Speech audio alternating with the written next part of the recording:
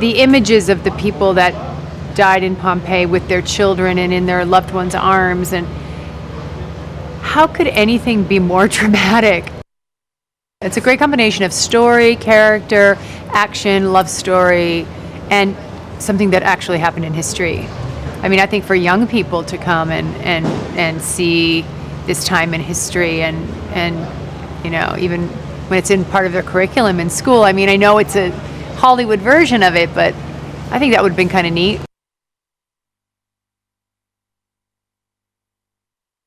It's such a beautiful story. Rarely in you know, action films like this do you have consistent substantive drama between man and woman, enemy and foe. And you know, there's some bromance there between my character and the lead character, Milo. So I just thought it was very well written and a beautiful epic, one that, you know, I grew up watching, you know, with the Ben-Hurs and the Spartacus. So those were the things that just resonated with me. Mount Vesuvius erupted and destroyed the whole of Pompeii. And what we found in real life were the bodies and the carcasses enshrined in volcanic ash. So the movie actually starts from that perspective. All of these figures enshrined in this volcanic ash, and then we take it back to how they got there, you know, and I just think that's fascinating. They had a very specific vision for the movie, and part of that was physicality. You just not only had to look good, you had to be able to perform, because there's some epic battle scenes, and you can't just trot out there, you know, with a dainty six-pack and a, you know, smooching, you know, look. You're going to have to do a lot of these battles. And so what went into it, they very smartly set up a structure for us.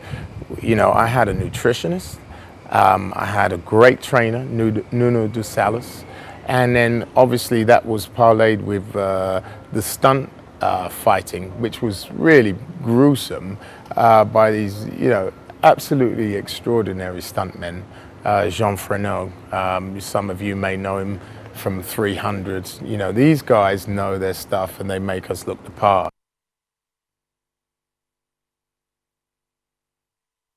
I think one of the key things for most historians and for us was the letters of Pliny the Younger, who actually witnessed the explosion and recorded it all. And he wrote a series of letters describing it over the couple of years after the eruption. And those letters are very, very descriptive. They detail the falling ash, they detail the fire, they detail the Bay of Naples with the water draining, which is where we of course get our tsunami and tidal wave from. So he provided quite an accurate description of what the disaster was in fairly broad terms. And in fact, you know, he was so descriptive that for a long time no one really took him seriously. They thought he kind of made a lot of this stuff up because no one believed that a disaster of this kind could actually happen. I was a huge fan of Kit from Game of Thrones. Game of Thrones is something that my wife and I became obsessed with.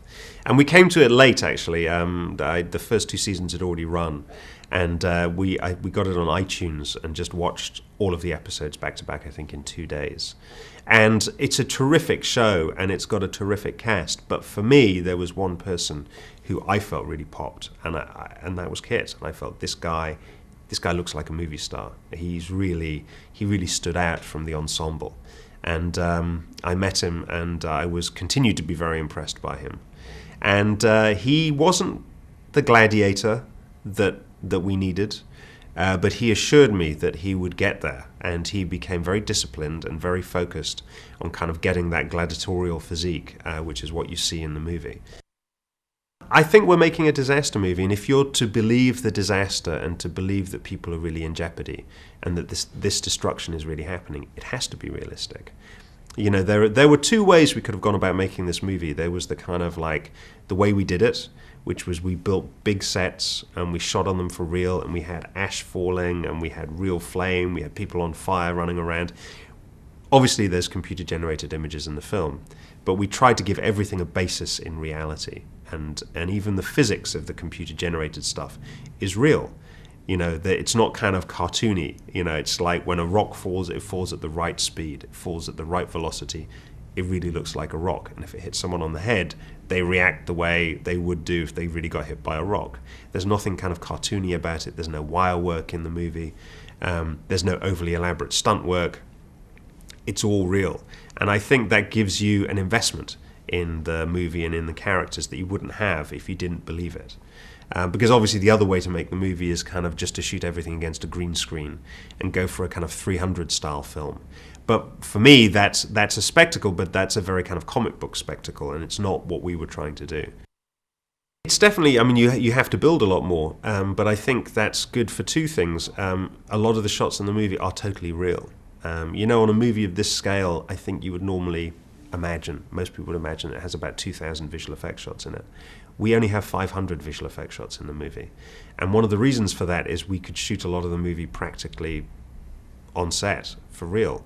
And that's why it was so unpleasant for the actors, because quite often we'd have a whole street and it would be filled with flame and explosions and ash falling. And it was, you know, would it have been easier for the actors just to kind of run around in front of a green screen with nothing? Yes, of course it would. But would you have really got those performances? I don't think so.